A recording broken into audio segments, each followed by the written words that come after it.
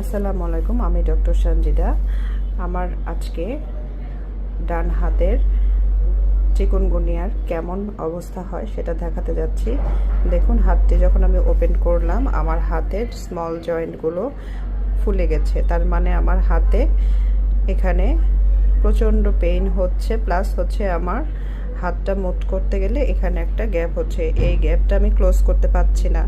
এরকম করে যখন আমি ফিস্ট করছি, এটা কমপ্লিট ফিস্ট হচ্ছে না, complete there is gap. So এটা আমার রাইট হ্যান্ডের এই অবস্থা, অনেক ফুলে গেছে।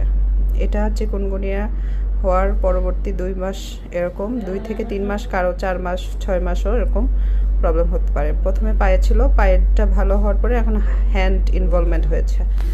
ইভেন লেফট হ্যান্ড যখন আমি ফিস্ট করি, এটা একটু swelling com, that's why I can close my left hand completely, there is no gap, but when I close my right hand it is not closed completely.